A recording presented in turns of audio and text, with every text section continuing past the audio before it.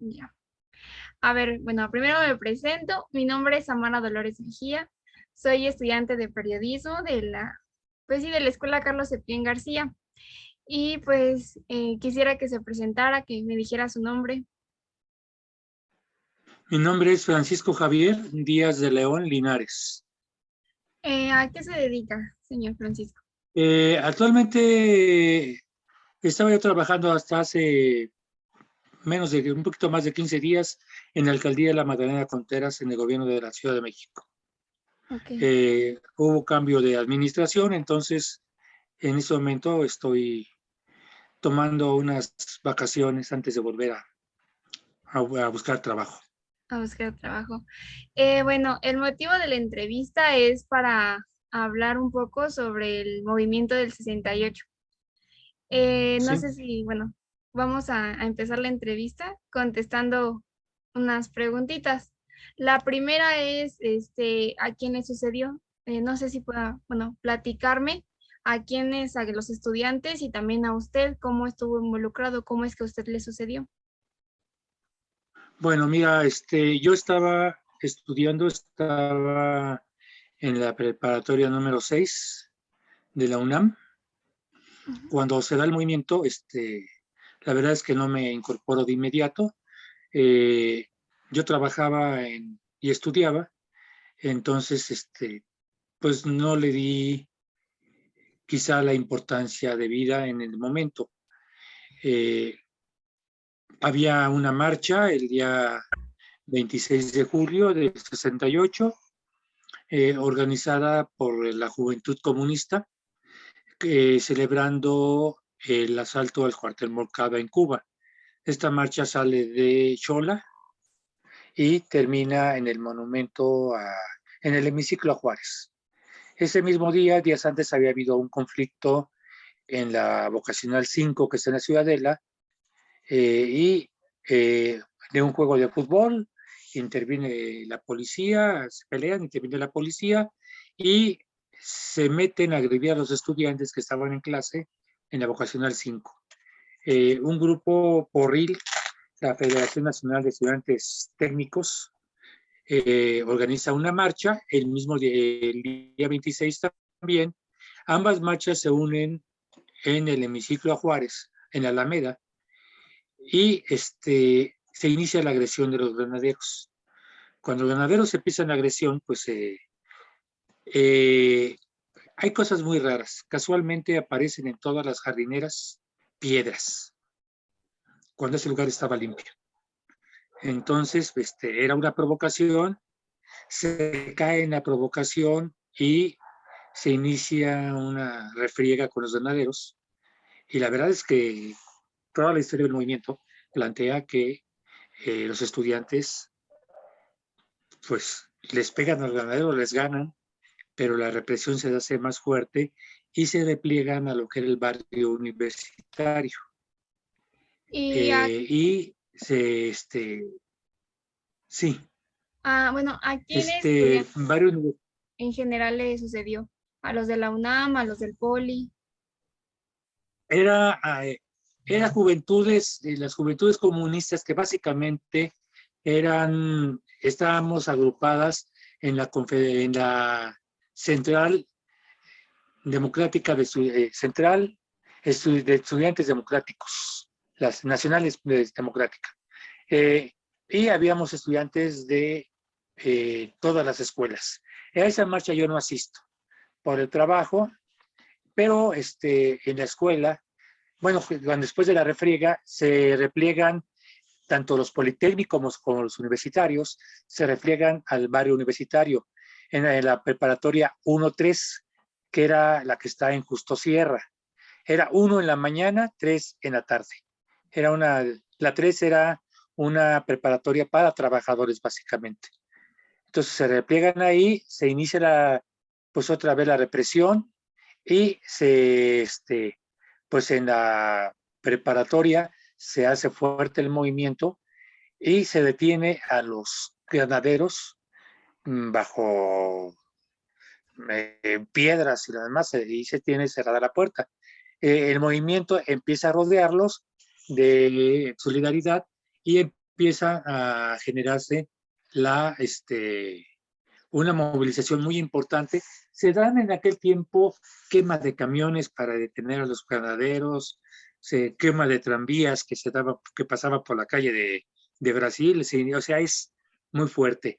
A los pocos días, el día 29 de julio, si mal no recuerdo, el ejército interviene y con una bazuca, que es un arma, es un tubo que tiene un obús, eh, derriban la puerta de la preparatoria, una puerta que tenía 3 siglos de antigüedad, la derriban y se inicia a sacar a los estudiantes que estaban al interior. No se habla en ese momento de muertos. Yo no estoy muy convencido de ello porque pues, un obús, una bazuca es mortal por necesidad, pero no se habla de muertos. Y el día 3 de agosto ya se inicia un movimiento general en la universidad por repudio a la represión. El rector de la universidad dirige una manifestación de la ciudad universitaria a Popocatépetl. Ahí se da la vuelta y se regresa a la universidad. Para esto, pues ya estaban los tanques de guerra parados en insurgentes, provocándolos. Ahí sí estoy en el movimiento. Entonces, Y se decide. como tal, lo que sucedió en todo el tiempo hasta donde fue la marcha, bueno, la matanza de Tlatelolco ya el 2 de octubre, todo esto que sucedió fue lleno de mítines, de Sí, agresiones, manifestaciones, todo eso, lo que sucedió. sí, toda esa, te hablo de esta marcha, que es dirigida por el rector, el director del Politécnico, hace otra, pero ya el movimiento ya está en todo lo que da. El rector pone la bandera media asta por la violación a la autonomía universitaria y se inicia ya el paro general en la universidad. Se hacen mítines en Ciudad Universitaria, yo te puedo decir, a mí se me enchina la piel, son esplendorosos porque llegan estudiantes de todas las facultades, pero no así en uno, dos, tres, sino llegan agrupados por miles de ellos a la explanada de rectoría. Eh, Se plantea la primera movilización importante. Para esto se crean los comités de lucha. Se crea que el Consejo Nacional de Huelga, que es el que organiza, el que tiene la representación de todas las escuelas, se organiza ya está el poli en paro, ya está la normal de maestros en paro, ya está la normal superior en paro, se van sumando escuelas particulares, el Colegio de México, la Iberoamericana, la Salle, se inicia un movimiento muy interesante y el Consejo Nacional de Huelga aglutina a todos estos, a delegados de cada una de las escuelas.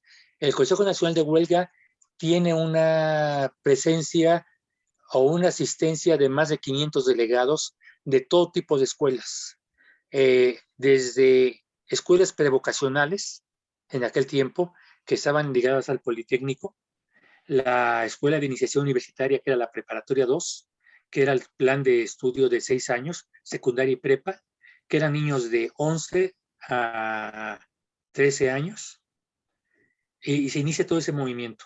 Yo, Se plantea la primera movilización, ¿sí? déjeme comentarle que, bueno, yo también, mi abuelito me cuenta que también, les invitaban, o sea, los mismos compañeros invitaban a que participaras en la marcha y todo eso. También en el libro de Elena Poniatowska, La noche de Tlatelolco, yo así, por medio de este libro, yo conocí mi universidad porque también leí que muchos estudiantes de la escuela de periodismo, bueno, de mi escuela, participaron en el movimiento. Tenían delegados en el Consejo Nacional de Huelga. O sea, el Consejo Nacional de Huelga eh, empieza a tener delegados de universidades como la de Puebla, de Michoacán, de Sinaloa, de varias universidades del interior de la República. Y te digo, se hace la primera manifestación el día 13 de agosto, que aglutina unos 150,000 estudiantes, que ya era un mundo. Pero las escuelas eran una efervescencia. Tú llegabas a la escuela y tenías actividades, las escuelas sacábamos brigadas por toda la ciudad Andábamos brigadeando, sacábamos volantes, utilizábamos lo que teníamos en las escuelas, porque hay que decirlo, hay que ser muy honestos, los mimeógrafos de las universidades, de las escuelas, el papel que teníamos en las escuelas, se utilizaba para hacer los volantes. Y además que en ánforas recogíamos dinero para comprar más papel. Entonces se hace la primera marcha, yo creo que son 150,000 estudiantes los que se aglutinan en esa marcha. En ese inter se dan miles de mítines en toda la Ciudad de México, dirigido por estudiantes. En cualquier parque, en cualquier mercado, en cualquier parte, encontrabas tú estudiantes dando información. El 27 de agosto, el Consejo Nacional de Huelga decide llamar a la segunda o tercera gran manifestación, pero ya sin el rector, sin los directivos. Y esta marcha parte del monumento de la antropología y llega al Zócalo.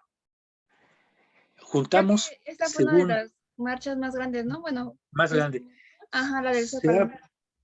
se habla de 750,000 asistentes.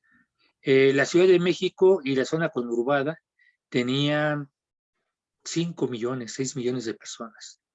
750,000 personas era la quinta parte de la población de la Ciudad de México, que se dice muy rápido, pero en aquel tiempo era mucho, demasiado para lo que incluso rebasó las expectativas. Esa marcha tiene muchas características. Yo iba en el ombligo de la marcha, a la mitad de la marcha. Salimos, la marcha iniciaba a las 4 de la tarde, salimos de antropología como a las 5:15, 5:30. Llegamos al Zócalo a las 8 de la noche, 8:30. Y a las 8 de la noche aún estaban saliendo contingentes de antropología. Eso te da la magnitud de la marcha, o sea, 4 horas marchando. Eso es importante. Ese día, el párroco de la catedral da el permiso para que se toquen las campanas de catedral. Y cuando se va entrando, estudiantes de medicina están tocando a repique las campanas de catedral, que eso hacía mucho más impresionante, ¿no? El sonido. El sentido de la marcha. Se da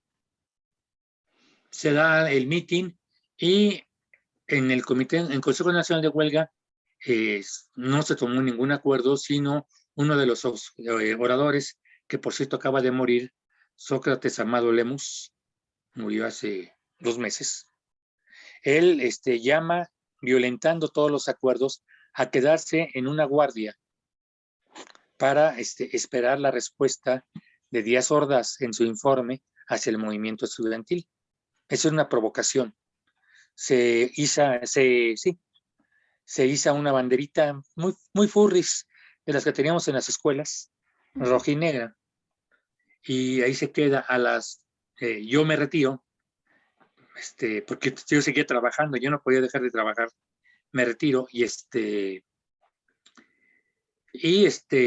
al otro día, pues nos informan que habían reprimido el plantón, habían salido soldados a reprimir el plantón, secuestraron los camiones del Politécnico, que eran los que estaban en ese momento, y dispersaron el mitin, la guardia. Al otro día se hace, Díaz Ordaz hace una farsa muy típica de él y hace un desagravio a la bandera. Entonces bajan una bandera de seda, rojinegra, muy bonita, muy ajena a la que habíamos puesto nosotros, y se hace un desagravio. Se llevan a los burócratas del gobierno de la ciudad, en aquel tiempo del Departamento del Distrito Federal, para hacer pues los acarrean, vamos, la palabra acarreo, los acarrean y entran al Zócalo gritando: somos borregos, ve. Y salen los tanques otra vez del Palacio Nacional y empiezan a reprimir a los que estaban ahí. Y bueno, en ese momento ya estábamos mezclados estudiantes con población, con los burócratas, entonces pues se inicia otra vez lo que teníamos a la mano, ¿no? Fruta, piedras, lo que ve a la mano para aventar a los soldados, pero definitivamente había una gran desventaja. Ellos iban armados, nosotros no teníamos nada. Ese día a mí me golpean con el cañón de un fusil, un soldado que estaba montado en un tanque, y aún ahora todavía después de viejo, esa lesión todavía la tengo. Cuando hace mucho frío, me duele mucho la espalda, precisamente en el golpe. Veo como un tanque arrolla a una niña, hija de una indígena que estaba mezclada vendiendo fruta, y la destroza. Pero no había tiempo para pararse, había que buscar salvarse, pero a mí me toca ver eso. Se rompe la concentración y otra vez nos dedicamos a hacer mítines. El que yo más recuerdo es uno que hicimos uno en Belchor Ocampo y Circuito Interior. Ahí informamos de lo que había pasado, nos vamos al Consejo Nacional de Huelga, que estaba sesionando en ingeniería, e informamos de lo que había pasado. Ya Y el consejo ya estaba. el miedo jamás como lo paralizó estando ahí, jamás. No, lo que pasa es que no tienes tiempo de paralizar, o corres o corres. Y nunca Porque la lo verdad de es que no, alguna de las marchas. voy para allá, voy para allá. Ok. Se hizo esa marcha del 27 y 28, el consejo, obviamente no hay ninguna respuesta. Díaz Ordaz nos provoca, plantea que él tiene la mano tendida para el diálogo, y la respuesta es a esa mano tendida que le hagan la prueba de la parafina. La parafina era lo que hacían para detectar si tú le habías disparado algún arma de fuego, la pólvora quedaba en tus dedos. Entonces la respuesta fue esa, y se convoca a la marcha del silencio, la más imponente del movimiento, el que parte el 13 de septiembre, parte también de antropología, al Zócalo, pero la consigna del consejo es: no hay porras, no hay gritos, no hay insultos, todo es en silencio. Nadie habla, nadie grita, nadie nada. Y dice Poniatowski en su libro, si tú lo leíste, que nada más escuchaban las pisadas de los que Sí. íbamos caminando. Yo creo que esa parte, a Poniatowska fue el primer libro que leí, después he leído muchos más, pero el primer testimonial, porque ella no hace más que es un libro testimonial, no Ajá, es un es libro, testimonio. no se convierte en novela, sino en un testimonial muy importante en su momento, porque rompe el silencio que tenía el Estado frente al movimiento. Se hace esa marcha, se habla de 400,000 estudiantes. Sí disminuye, la provocación del Estado estaba muy cabrona, era muy cabrona. Helicópteros lanzando propaganda en contra del movimiento, llamando a los padres a que no lo hicieron. Los hombres éramos violadores, y las mujeres eran prostitutas que estaban en las escuelas ofreciéndose a los estudiantes. Ese era el concepto que metió el Estado para Ajá. crear miedo. Entonces, bueno, se da el 13, se da la marcha. El 15 celebramos el grito de independencia en el Zócalo, en Ciudad Universitaria. El grito lo da el ingeniero Eberto Castillo. Es el que da el grito. Ahí yo conocí a Oscar Chávez. Ahí había una verbena, era una feria. Te podías casar como en las ferias de Kermés, te disfrazabas, lo demás, era una verbena que terminó a las 3, 4 de la mañana. Yo iba con mi madre era miembro del Partido Comunista Mexicano, era maestra, y me acompañó en ese momento. El 19 de septiembre toman Ciudad Universitaria el ejército, y bueno, prácticamente nos inmoviliza a muchos, y nos dedicamos a irnos al Politécnico pues ahí se convirtió en el centro de la actividad, el Politécnico, porque las preparatorias. Las preparatorias, algunas habían sido amenazadas, otras ametralladas, la Prepa 4, la Prepa 7, la Vocacional 7. Varias escuelas habían sido ametralladas por un grupo de porros que se llamaban muros. Movimiento Universitario de Renovación y Orientación, que eran porros y andaban armados. Y ellos ametrallaban, encontraban brigadas y hubo muchos muertos antes del 2 de octubre. El 23 de septiembre hay una gran batalla en el casco de Santo Tomás.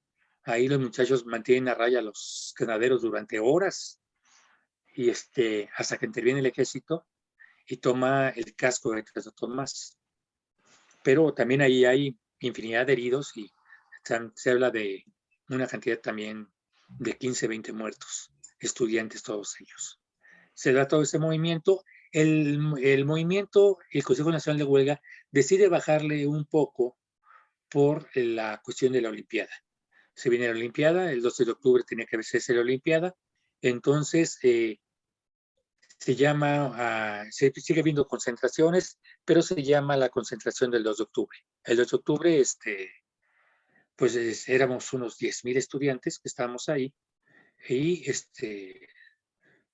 ya esto ya es muy conocido, bengalas rojas en lo que es la Secretaría de Relaciones Y Exteriores. bueno, antes de que continúe, ¿por qué es que decidieron estar en Tlatelolco? ¿Por qué ahí y no en otro lugar?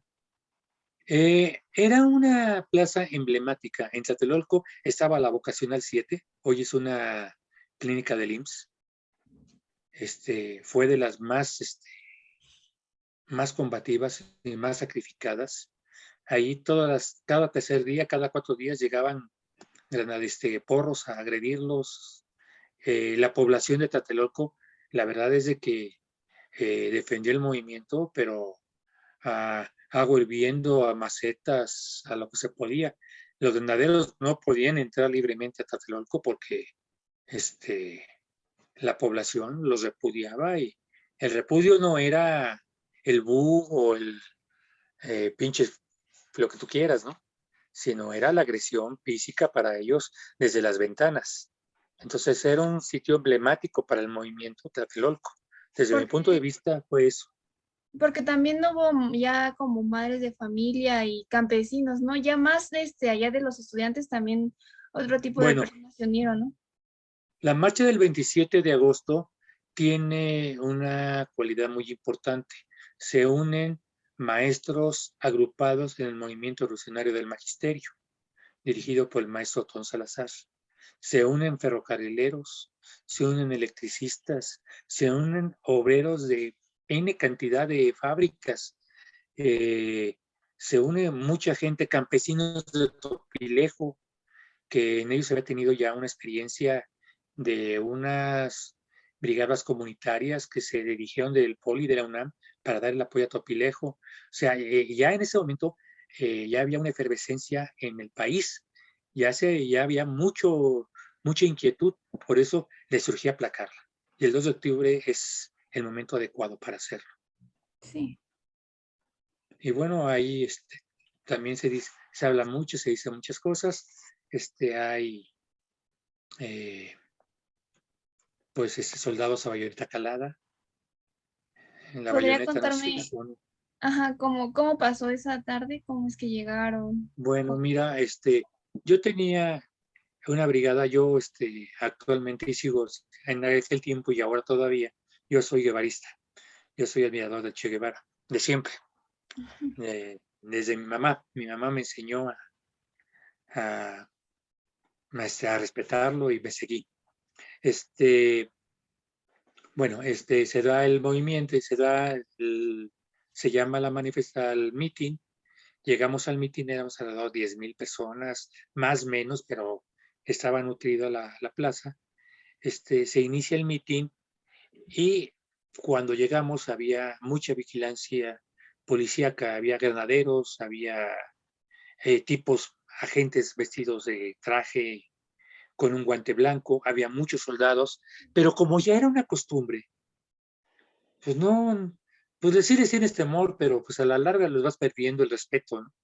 Sí. Entonces, pues, la gente nos fuimos incorporando y se llenó la plaza. Yo estaba en la parte trasera, afortunadamente me moví, porque fue donde entró el ejército disparando. Me moví porque como estaban pasando los helicópteros, decidimos formar una B de la victoria humana. una V. Ok. Entonces, pero estaba muy aburrido estar ahí paradito sin hacer nada. Entonces me moví hacia adelante y cuando se inició la agresión, pues la primera impresión que tienes son gases lacrimógenos. Pero cuando volteas y no ves gases, no ves humo, dices algo más está pasando. Y la gente empieza a correr de lo que es Plaza de las Tres Culturas, de lo que es las ruinas arqueológicas, vamos a decir, lo que era en aquel tiempo Niño Perdido o San Juan de Letrán. Empiezan a correr hacia Chihuahua y bueno, pues empezamos a correr todos.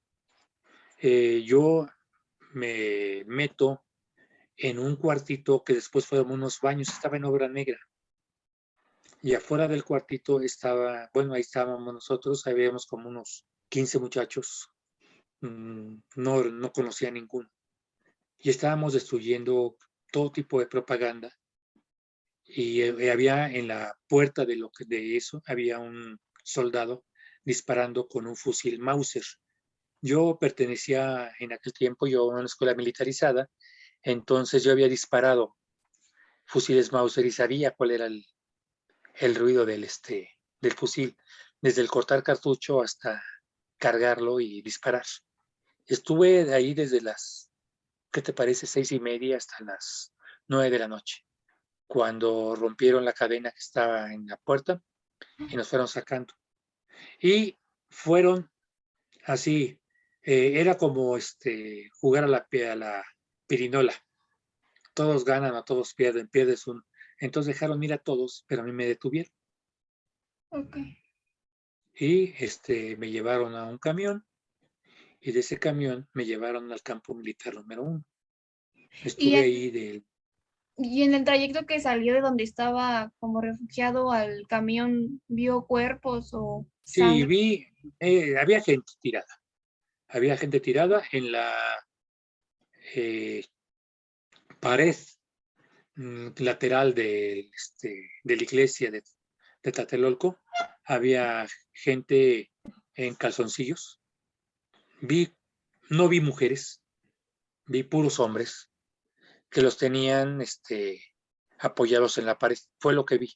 Y vi gente tirada, pero decirte que estaban muertos, decirte que estaban heridos, no se ve decirlo. Sé que había gente muerta, ¿Y a usted nada pero más le hicieron que se desvistiera, que estuviera en ropa interior? no, a mí no me hicieron nada de eso. Ahí me subieron al camión, a un camión militar, y de ahí me trasladaron a las Campo Militar número 1. Yo creo que llegaría yo como a las 12 de la noche del día 2. Antes de las 12 de la noche o así cercano a las 12 de la noche. Poquito más, poquito menos. Nos metieron en una celda. Eran celdas dobles donde arrestaban a los soldados. Eran camas de lámina, celdas muy frías. Y ahí habíamos dos. Y en cada celda había dos personas. Y ahí estuve desde el 2 de octubre hasta el 26 de diciembre, detenido en el campo militar húmedo. Mi madre no sabía nada de mí, nadie sabía nada. Cuando alguien iba a salir, se decía que alguien iba a salir, aparecían papelitos por todos lados y el que iba a salir llevaba una tonelada de papelitos para informar a los padres o a Ah, los que familiares ya que estábamos estaban ahí. vivos. Ujú. Pero resulta que no salíamos, nada más nos llevaban a dar la vuelta y nos regresaban a la celda. Entonces los papelitos se regresaban, nunca nos los recogieron, se regresaban a la celda. El día 26 me trasladan a Lecumberri, a la celda de presos políticos. Nos tienen ahí en esa crujía, pero en el inter del campo militar número 1, que te digo, Sócrates Amado Lemos, pasaba celda por celda e iba delatando a la gente. CNH, no lo conozco, y a mí no me conocía, entonces, fuera de una cachetada, no me hicieron nada más. Y No voy a además presumir. que los A mi compañero golpearon, de celda le hicieron el cuadro de fusilamiento. Lo que pusieron en una pared y estaban los soldados y los fusiles estaban descargados. Pero soy el clic y me imagino que había sido horrible. mm, no, O sea, él llegó orinado, llegó muy mal. Y pues, eso fue lo que nos hicieron. El 26 nos sacan a Lecumberri, el 27 nos llevan a lo que era la plaza en la Plaza del Carmen había un centro de detención ahí que se llamaba la Vaquita. Junto había una fábrica de hielo. Quiero decirte que hacía un frío extraordinario porque pues, el frío de la fábrica Sí. pegaba ahí. Y el día 28, como broma del Día de los Inocentes, nos liberan. Ese fue el movimiento. Eso es lo que a mí me pasó en el movimiento. Ay, pues qué sorprendente. Bueno, todavía ese día nos dieron una foto. Cuando salimos del Goya, el vuelo, y todavía salieron a corretearnos a macanazos para que no Jamás, tuviéramos, jamás no nos creí olvidáramos de eso. que estuviera tanto tiempo ahí encerrado. Sí, bueno, lo que pasa que es parte de todo el movimiento. O sea, nunca piensas en esos movimientos, nunca piensas en la muerte, no tienes por qué pensar en ella. Yo creo que yo sostengo que el movimiento estudiantil no fue una tragedia, fue una gran fiesta. O ¿Y por qué sea, que realmente lo hizo el gobierno? O sea, más allá de a lo mejor detenerlos por las Olimpiadas, según ellos, ¿por qué más cree? Porque realmente no quería que hicieran los cambios y que lucharan por lo que pedían o algo así. sí, yo creo que era, a ver, Díaz Ordaz ya tenía por eso decíamos que le hagan la prueba de la parafina. Él Ujú. había ya reprimido Puebla, la Universidad Autónoma, la Benemérita Universidad de Puebla. Había reprimido la Universidad Nicolaita, también con muertos. Había reprimido el movimiento campesino, los copleros en Acapulco. O sea, había una efervescencia en ese momento. Entonces, tenían que finalizar el movimiento como diera lugar. Entonces, la mejor forma de hacerlo fue sembrando miedo. ¿Cómo siembras miedo? Sembrando muerte. Sí. ¿Cuántos muertos hubo? ¿Quién sabe? No Yo tenemos a jamás. veces, bueno, yo siento que las personas siempre creemos que a lo mejor en Tlatelolco, bueno, el 2 de octubre fue cuando hubo más matanza, pero realmente los muertos, la matanza fue desde antes, no creo que hubo más que ese día. Bueno, en el movimiento, todo el movimiento tuvo muertos. Todo el movimiento. Te repito, encontraban brigadas haciendo pintas y lo más fácil era disparar. Siempre es más fácil disparar.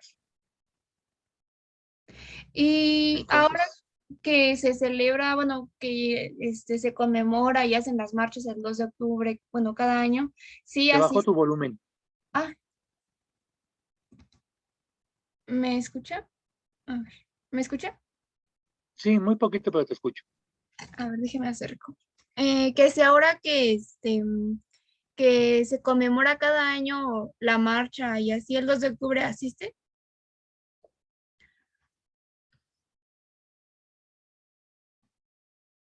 Se trabó. ¿Me escucha?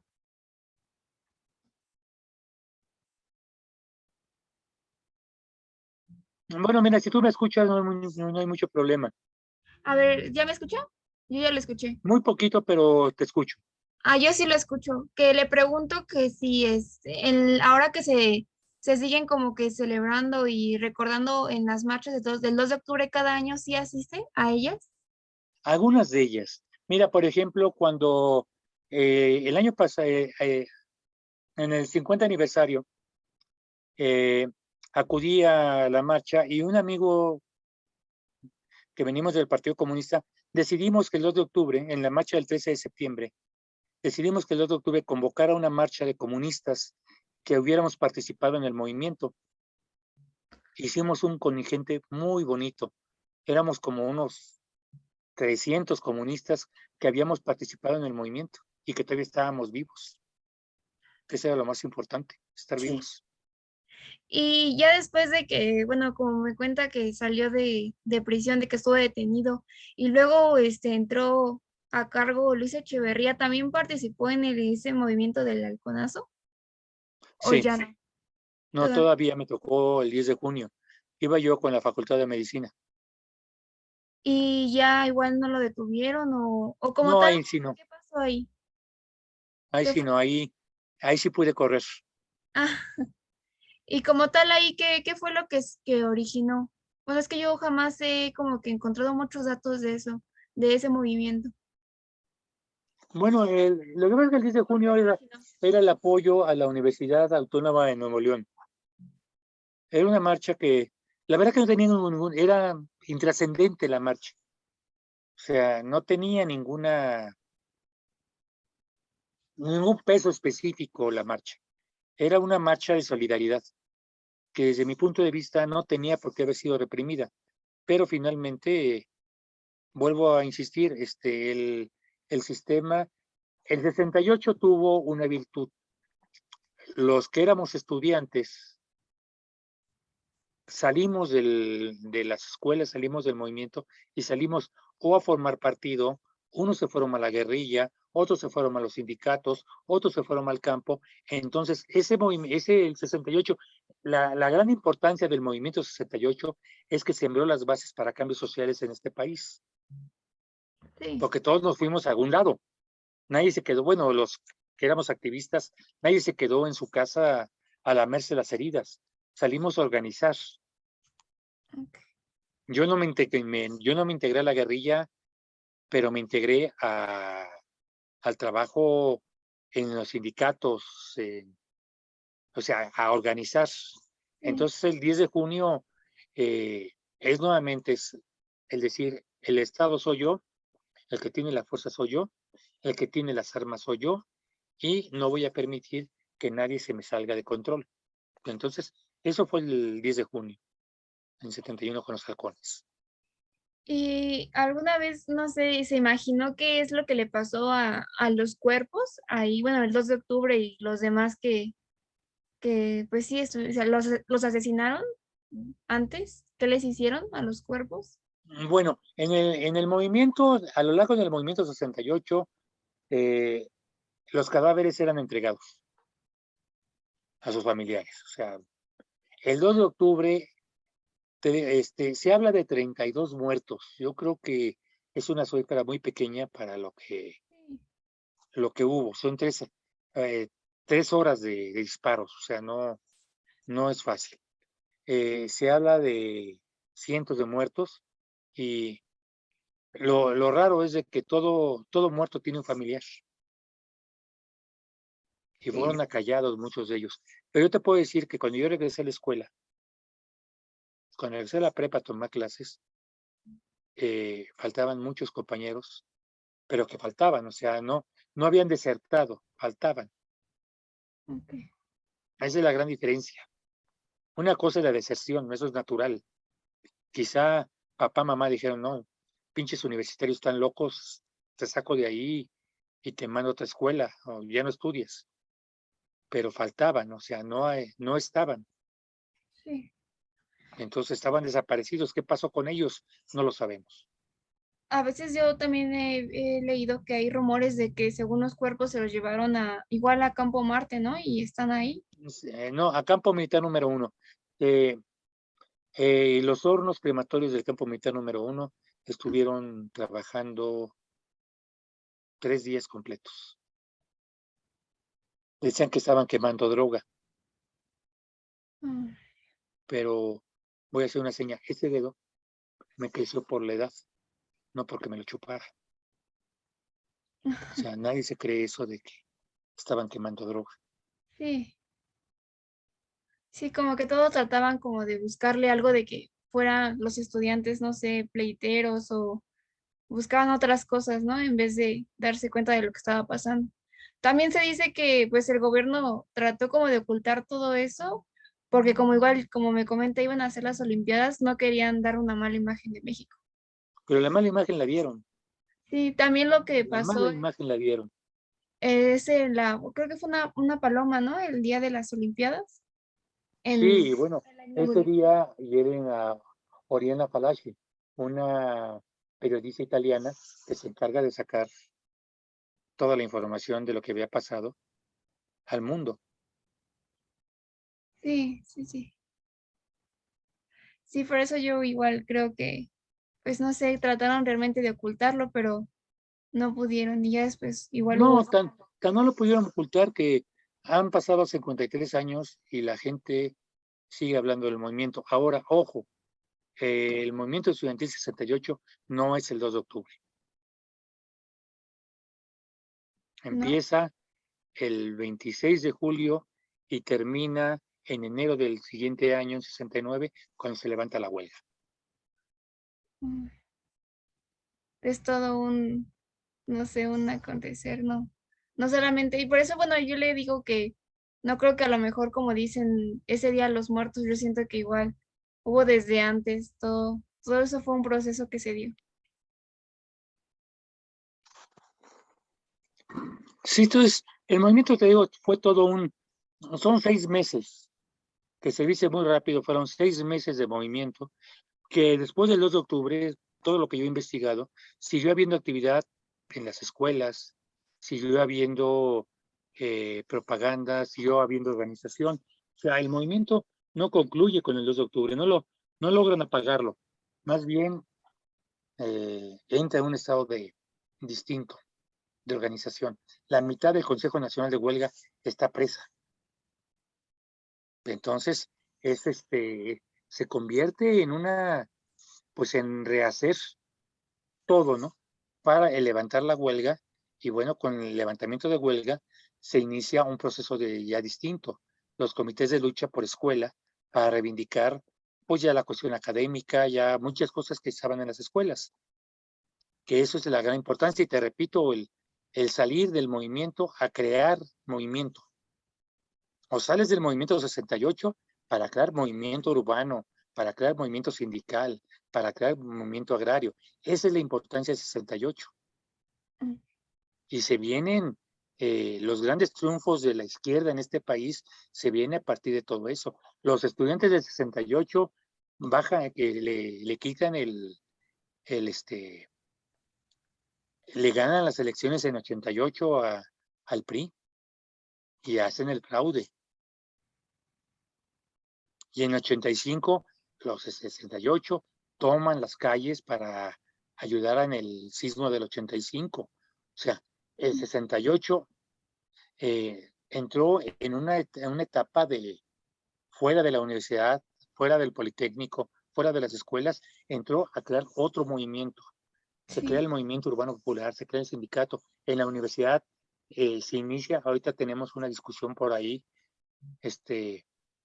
el caso del sindicalismo de clase en la universidad, que ya actualmente es una burocracia, pero en ese momento es un sindicalismo de clase, eh, llevado por la izquierda mexicana. Entonces, esa es la importancia.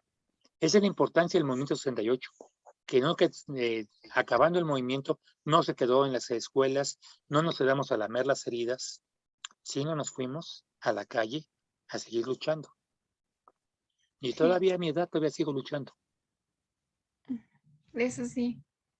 Bueno, pues nada más sería eso. Muchas gracias por compartir su vivencia ese día, esos días y de verdad se lo agradezco que me haya compartido esa parte tan importante para usted de su vida. Pues espero que te sirva la experiencia de este viejito.